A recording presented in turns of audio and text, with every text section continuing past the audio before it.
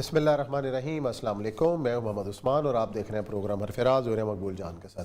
नाज़रीन, अमेरिका ने कौमी सलामती एक्ट 2022 से काबुल पर तालिबान के कब्ज़े के हवाले से और उस हवाले से पाकिस्तान का इसमें क्या किरदार था, जो तरमीम कर दी गई है उस एक्ट के अंदर, जिसमें पाकिस्तान पर तनकीद की गई थी, पाकिस्तान को निशाना बनाया गया था और उस पाकिस्तान से वजाहत तलब की गई थी।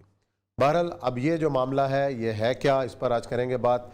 साथ ही आज जिक्र होगा कि सिंध में जो वज़ीर आला सिंध मुराद अली शाह साहब के बयान और उससे पहले चेयरमैन बिलावल भुट्टो जरदारी के बयान के हवाले से जो एक नया तनाज़ा उठ खड़ा हुआ है। तमाम अपोजिशन की सियासी जमातें जो हैं इस बयान के ख़िलाफ़ सरापा एहतजाज हैं।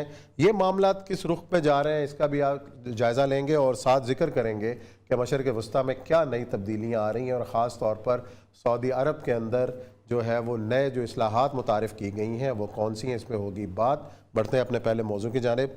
और यह सब बड़े खदशात का इजहार किया जा रहा था कि अमेरिकी सेनेट के अंदर नया ये सारा मामला हो रहा है और पाकिस्तान से जवाब तलब किया गया है कि जी तालिबान जो है कैसे काबिज़ हो गए और उसके बाद वो जो वैली थी उसके अंदर किस तरीके से शबरगान में उसमें कौन सी पंशेर वैली में किस तरीके से शिकस्त हुई है उनकी फ़ौजों को।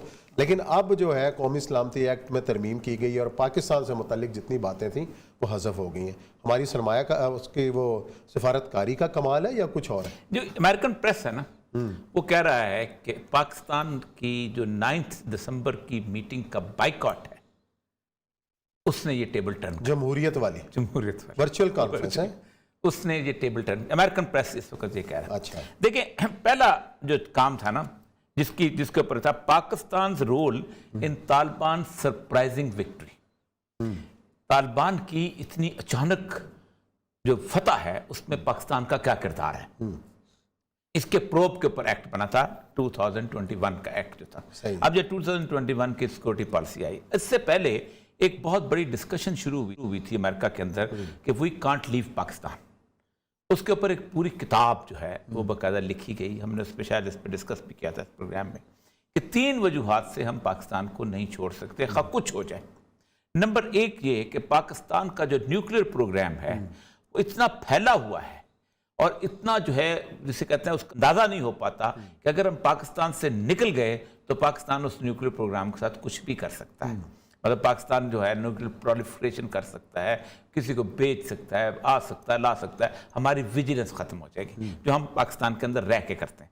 दूसरा उन्होंने कहा कि पाकिस्तान की एक आर्मी इस किस्म की है कि वो न सिर्फ खित्ते के लिए बल्कि पूरी दुनिया के अंदर कहीं ना कहीं मसले पैदा कर सकते हैं। इतना वो पाकिस्तान बाकायदा उसके ऊपर 2 चैप्टर्स हैं कि पाकिस्तान की आर्मी जो है पाकिस्तानी ISI से डरता है, नहीं आर्मी के बारे में आर्मी लिखते हैं।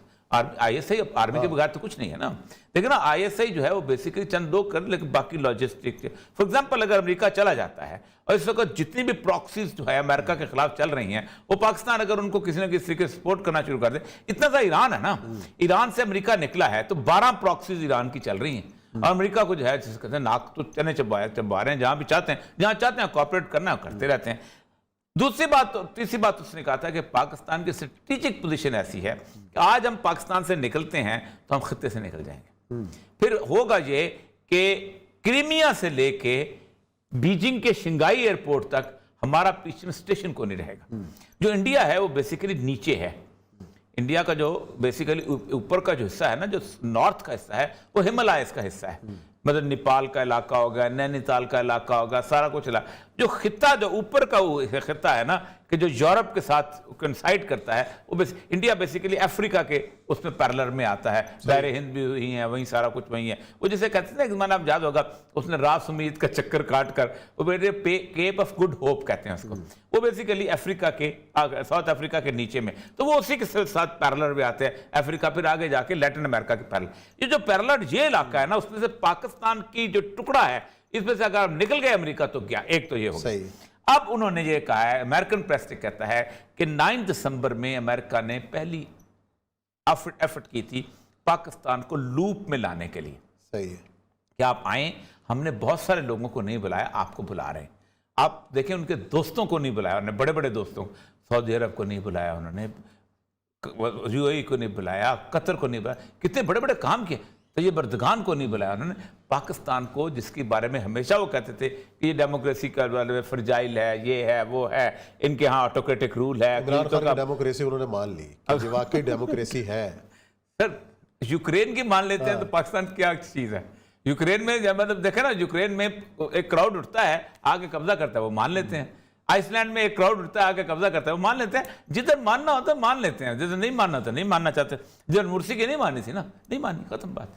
तो उन्होंने ये कहा कि एक तो ये है कि पाकिस्तान का जो रोल है, ये सरप्राइजिंग रोल, सरप्राइजिंग विक्ट्री, इसके बारे में उन्होंने कहा कि खत्म। दूसरा उन्होंने बाकी जो कि उन्होंने पाकिस्तान का नाम खत्म करके इन एंड अराउंड अफगानिस्तान का शामिल कर लिया कि जो भी हम उसका ठीक है। और सबसे बड़ा जो है कि last working Pakistan came earlier when this Biden administration invited Islamabad to its first ever democracy summit held in Washington. और कि उनकी जिंदगी भर की पहली डेमोक्रेसी समिट थी जिसमें उनको इन्वाइट किया गया था।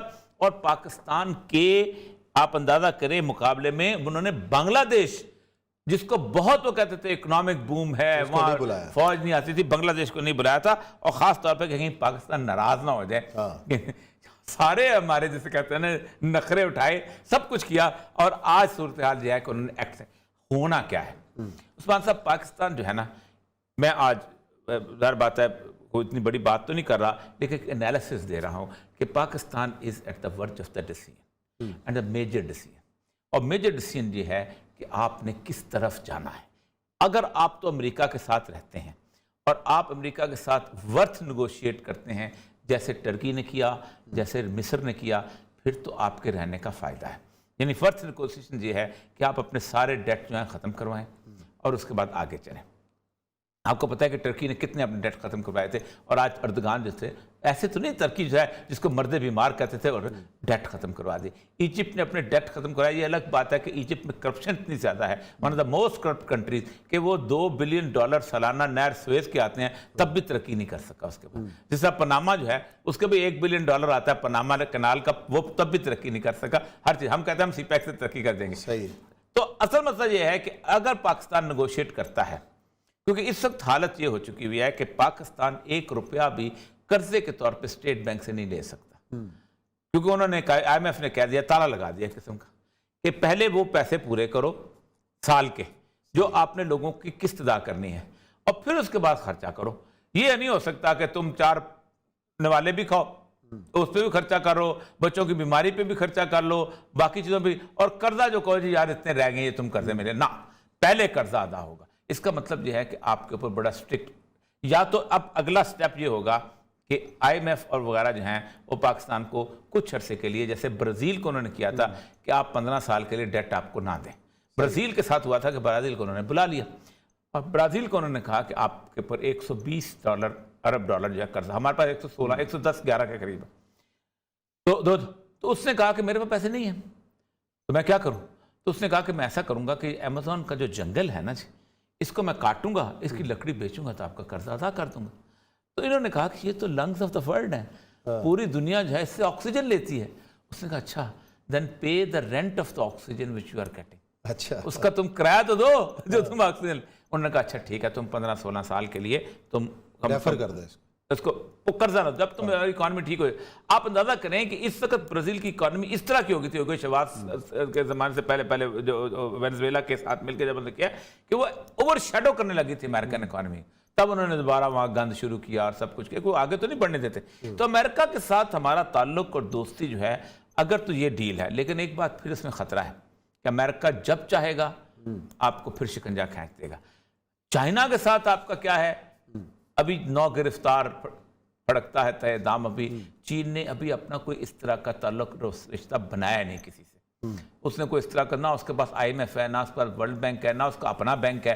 चाइना बराह रास्त ताल्लुक रखता है, ना उसके कोई करेंसी का कोई लेवल है। तो फिर तो या तो आप फिर कट के फिर चीन के होके रह जाएंगे। अगर होके रहना चाहते हैं और वाकई चाहते हैं कि वैसा हो जैसे नॉर्थ कोरिया है या एक दो, फिर तो आप चल जाएंगे। फिर वो चाइना आपकी वो भी दे देगा, डेट भी उतार देगा, सारा कुछ। डिसीजन बहुत इंपॉर्टेंट है, और ये डिसीजन मुझे नहीं लगता। लेकिन हमारे खान साहब तो कह चुके हैं कि हम तो किसी ब्लॉक का हिस्सा नहीं बनेंगे।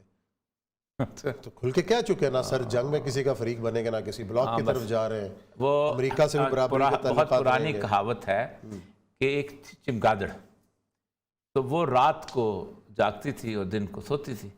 तो दो जंगल में जंग शुरू हो गई। जंग में शांग हुई तो सुबह के वक्त उनके साथ खड़ी हो जाती थी, जो रात को तो उसके साथ हो जाती थी। तो जिस वक्त दोनों की आपस में जंग खत्म हो गई और सुलह हो गई, तो उन्होंने कहा वो चमगादड़ किधर है। अच्छा, तो सबसे ज्यादा उन्होंने बैकग्राउंड में, खबरदार तुमने अब बाहर नहीं निकलना। तो एक बात तय है, आपको किसी एक तरफ होना पड़ेगा। जो नॉन अलाइड मूवमेंट में यूगोस्लाविया, इंडिया थे, वो रूस के परडे में थे। ये क्यों नहीं खान साहब समझते?